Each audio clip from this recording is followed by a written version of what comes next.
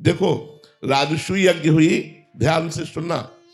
राजसूय यज्ञ में एक शंख रखा गया था कि जिस समय यज्ञ की पूर्णता होगी तो शंख अपने आप बज जाएगा। तो ब्रह्मा जी भी यज्ञ में थे, भगवान शंकर भी थे, बड़े बड़े ऋषि मुनि थे, सबने वहां भोग लगाया, लेकिन शंख नहीं बजा। तो युधिष्ठिर जी ने भगवान श्री कृष्ण से पूछा कि महाराज शंख नहीं बजा। तो उन्होंने कहा अभी यज्ञ पूर्ण नहीं हुआ, क्योंकि किसी अकिंचन महाभागवत ने प्रसाद नहीं पाया। बोले इतने बड़े बड़े सिद्ध ऋषि मुनि आए और उनके प्रसाद पाने से शंख नहीं बजा, और अकिंचन भक्त तो कौन ऐसा अकिंचन भक्त रह गया जो राजसूय यज्ञ में निमंत्रण नहीं दिया गया। भगवान ने कहा तुम्हारे द्वारे रोज आते हैं वो। बोले प्रभु ऐसा कौन भक्त है जो रोज दरवाजे आता है और मैंने उसका स्वागत नहीं किया। तो बोले आपके यहाँ झाड़ू लगाने वाला स्वपच वाल्मीकि। बोले प्रभु वो अनन्य भक्त है। बोले महान अनन्य भक्त है, और उनके हृदय में भक्ति का अभिमान भी नहीं है, और वो दैन्य है। अर्जुन और भीमसेन को भेजा, जाओ उनके घर और उनको निमंत्रण देके बुलाओ और रसोई तैयार करें द्रौपदी, और जब उनको सम्मान से पवाओगे तब यज्ञ पूर्ण होगा। तो स्वपच वाल्मीकि के यहाँ जब अर्जुन और भीम जी गए तो वो रो रहे थे भगवान का नाम जप करते हुए, हा कृष्ण हा कृष्ण। भीमसेन ने देखा कि अरे इनको तो कोई जानता ही नहीं कि ऐसे महान भक्त हैं।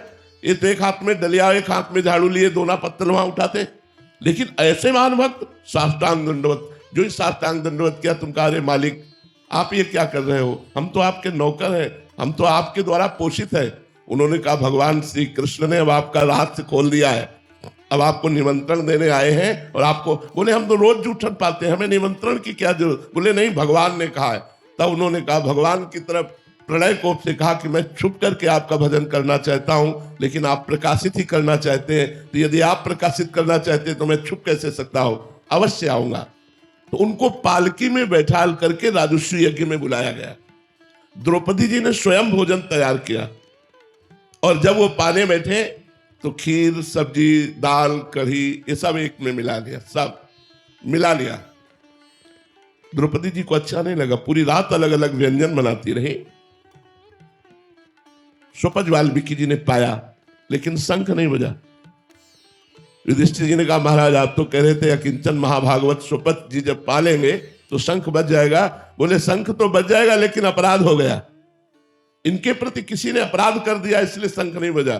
किसने किया? तो द्रौपदी जी ने कहा मेरे मन में एक बात आई प्रभु, पूरी रात सुंदर सुंदर पकवान बनाती रही, तो अलग अलग तो इन्होंने चखा नहीं, एक में मिला लिया, तो मुझे लगा कोई राजा महाराजा होता तो वो स्वाद जानता, ये क्या जाने स्वाद, इसीलिए एक में मिला लिया, ऐसा मेरे मन में आया। बोले तो वैष्णव अपराध बन गया, वैष्णव में दोष दृष्टि बन गई, इनके चरणों में प्रणाम करो।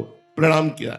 भगवान ने कहा स्वपच वाल्मीकि जी से कि आपने ये सब एक में क्यों मिला लिया, अलग अलग स्वाद क्यों नहीं लिया। तो बोले प्रभु आप स्वाद लेने वाले तो आप हैं, हम तो प्रसाद पाते हैं, और प्रसाद का स्वाद नहीं होता, इसीलिए हमने सब में मिला लिया कि प्रसाद तो चिदानंदमय होता है, मैं अलग अलग कढ़ी सब्जी का स्वाद ये तो आप लेते हैं, मैं तो प्रसाद पाने वाला हूं।